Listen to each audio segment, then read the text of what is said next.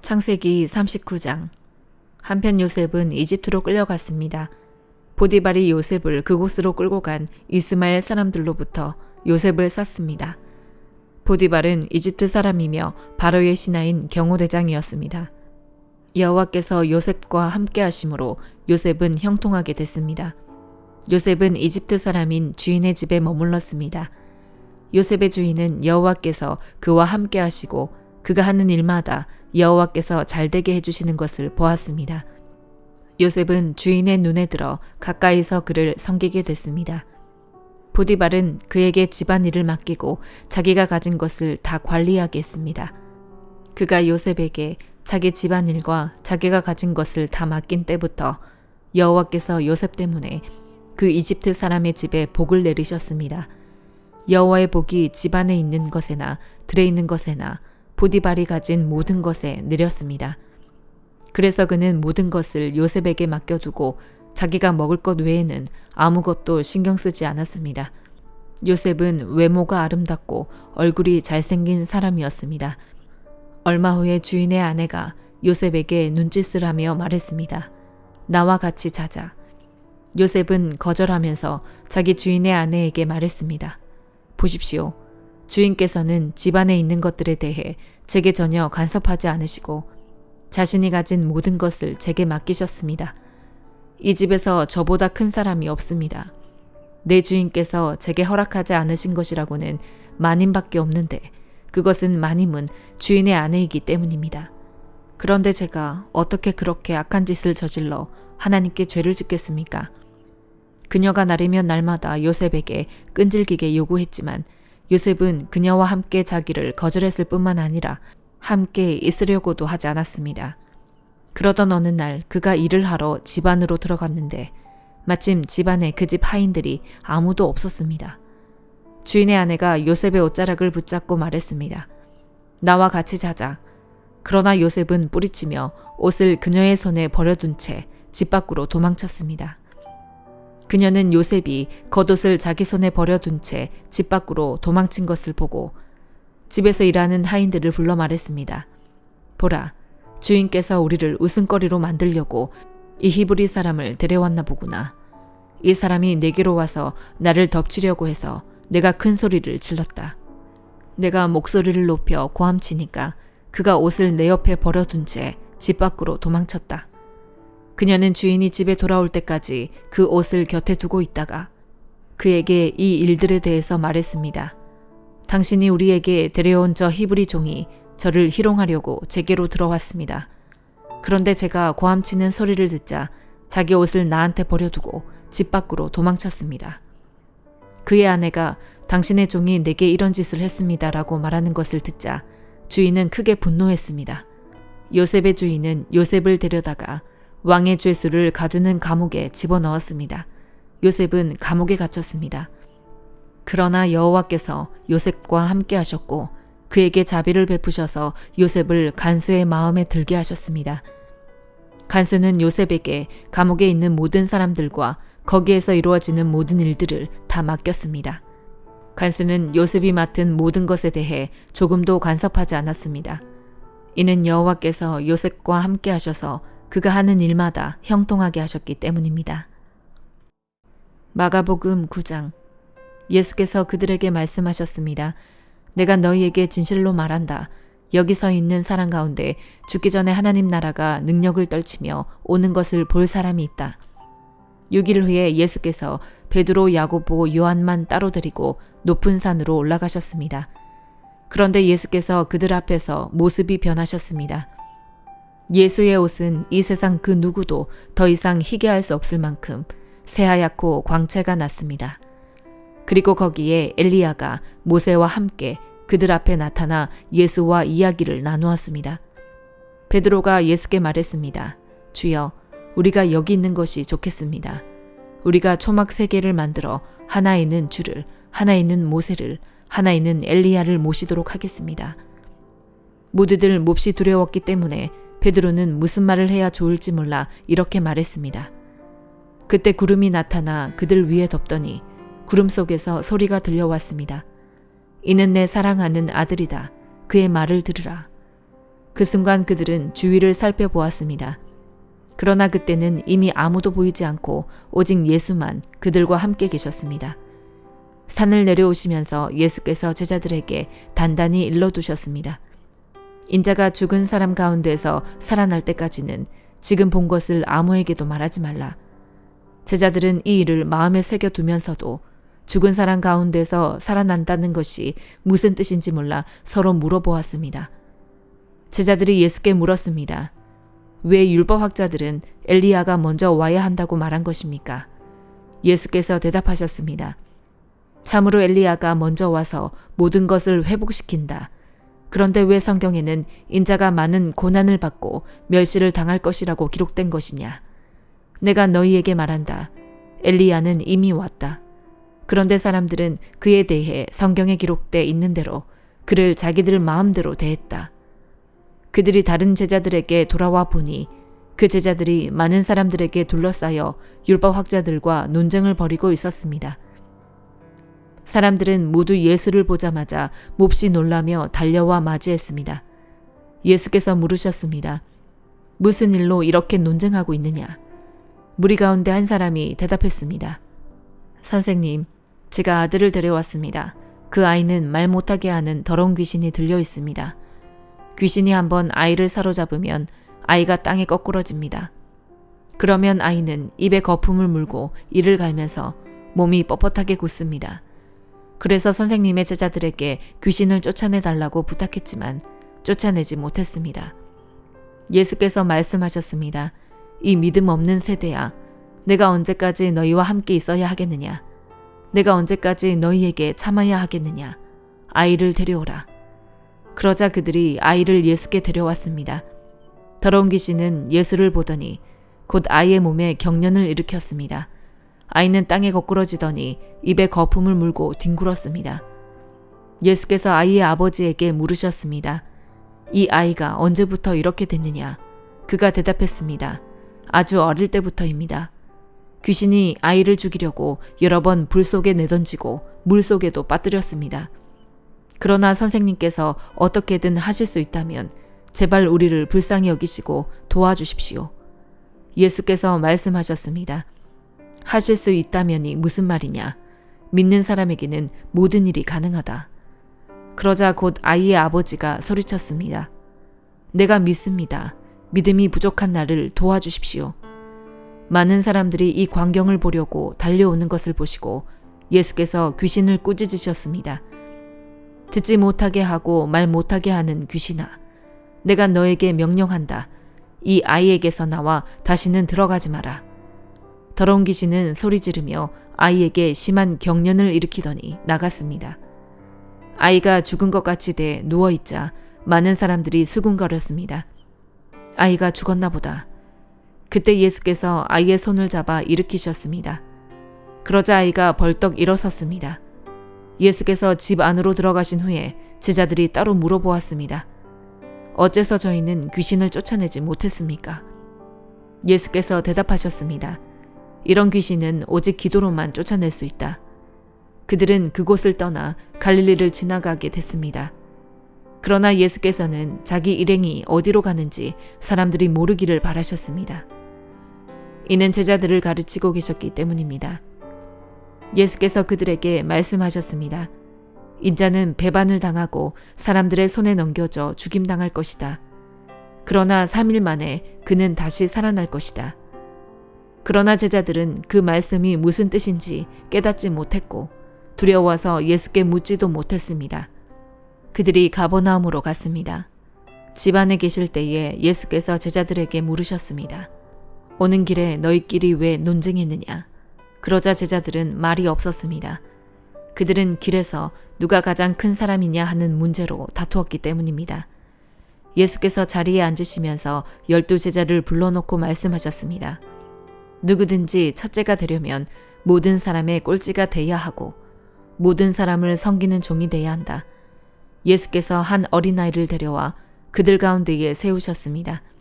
그리고 아이를 팔로 껴안고 제자들에게 말씀하셨습니다. 누구든지 내 이름으로 이런 어린아이 하나를 영접하는 사람은 나를 영접하는 것이고 누구든지 나를 영접하는 사람은 나를 영접하는 것이 아니라 나를 보내신 분을 영접하는 것이다. 요한이 말했습니다. 선생님, 선생님의 이름으로 귀신을 쫓아내는 어떤 사람을 보고 우리를 따르는 자가 아니어서 우리가 그에게 하지 못하게 했습니다.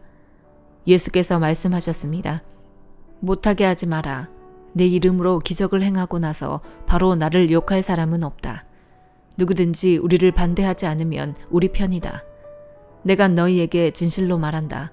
너희가 그리스도의 사람인 것을 알고 너희에게 물 한 잔이라도 주는 사람은 반드시 자기가 받을 상을 잃지 않을 것이다. 또 누구든지 나를 믿는 어린아이들 중 하나라도 죄짓게 하는 사람은 차라리 큰 맷돌을 목에 달고 바다에 던져지는 것이 나을 것이다. 네 손이 너를 죄짓게 하거든 잘라버려라. 두 손을 가지고 영원히 꺼지지 않는 지옥불에 떨어지느니 성하지 않은 몸이 되더라도 생명에 들어가는 것이 더 낫다. 또 네 발이 너를 죄짓게 하거든 잘라버려라. 두 발을 가지고 지옥에 던져지느니 저는 다리로 생명에 들어가는 것이 더 낫다. 또 네 눈이 너를 죄짓게 하거든 뽑아버려라.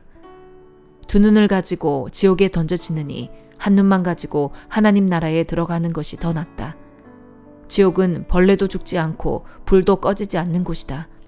모든 사람이 소금에 절여지듯 불에 절여질 것이다. 소금은 좋은 것이다. 그러나 소금이 그 짠맛을 잃으면 어떻게 다시 짜게 되겠느냐. 그러므로 너희 가운데 소금을 간직하고 서로 화목하게 지내라. 욥기 5장. 자네에게 대답할 사람이 있다면 지금 불러보게. 거룩한 이들 가운데 누가 자네를 돌아보겠나. 분노는 어리석은 사람을 죽이고 질투는 바보 같은 사람을 죽인단 말이지. 어리석은 사람이 뿌리 박는 것을 본 적이 있는데 그 집이 갑자기 저주를 받더군.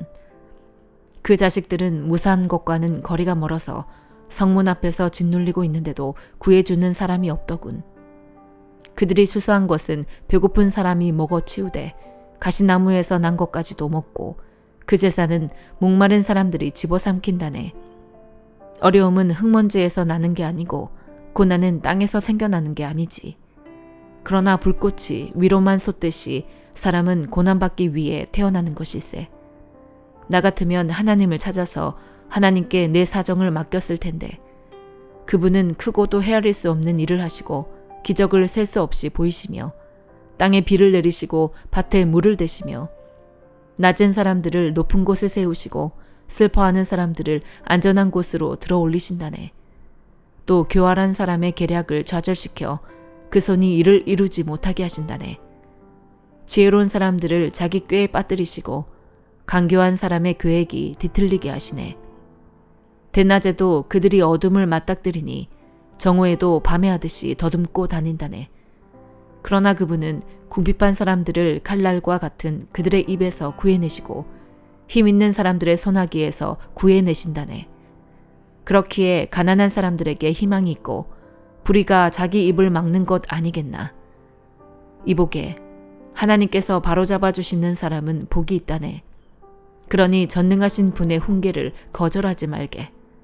그분은 상처를 주기도 하시지만 또 싸매 주기도 하시고 다치게도 하시지만 그 손길이 또 치료도 하신다네.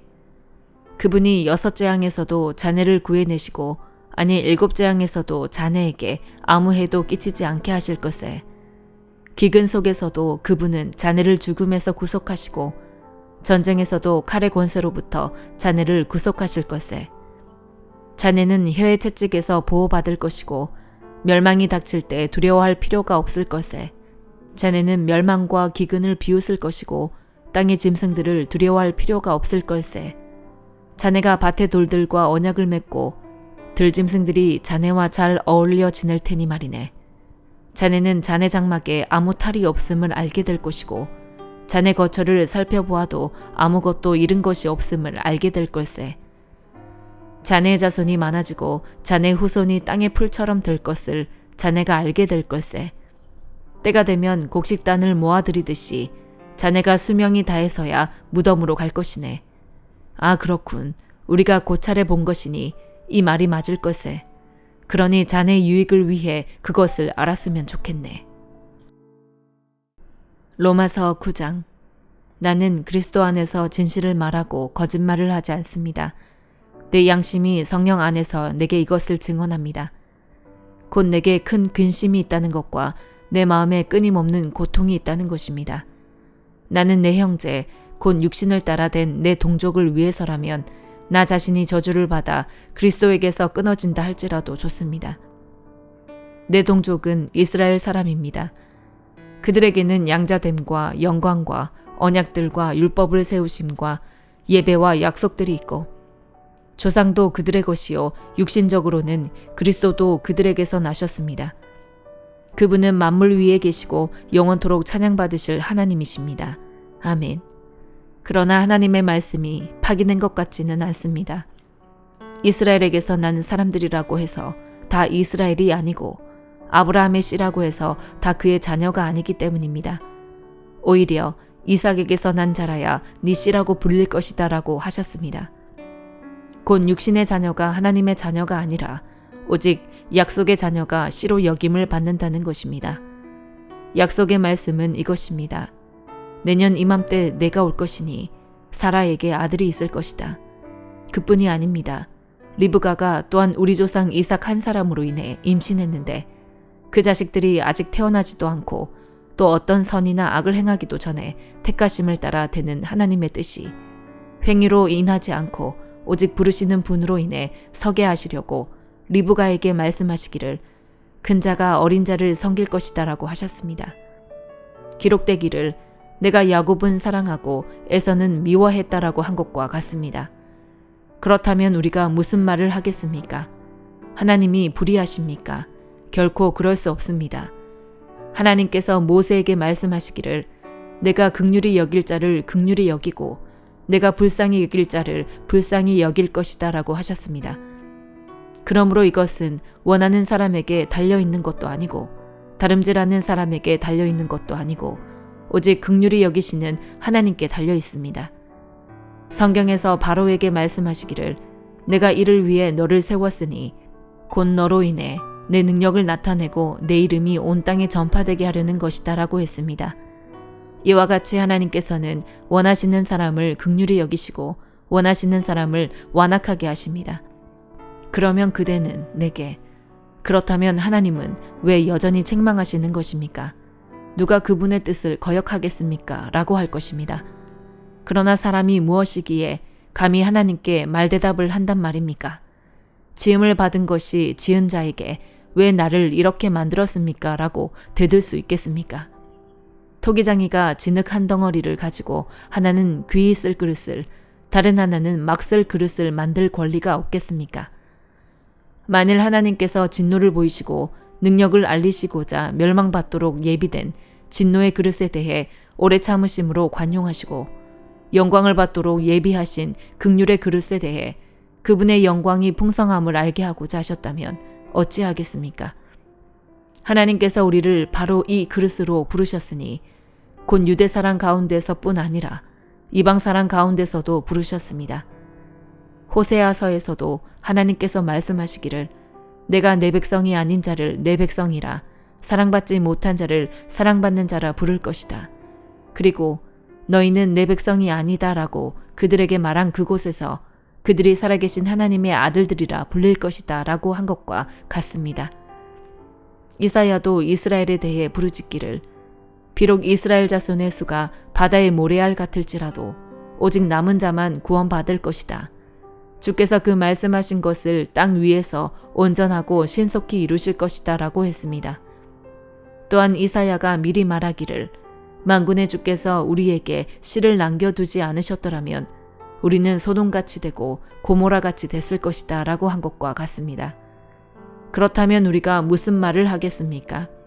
의를 따르지 않은 이방 사람이 의, 곧 믿음으로 인한 의를 얻었으나 의의 율법을 따르던 이스라엘은 율법에 이르지 못했습니다. 그 이유가 무엇입니까?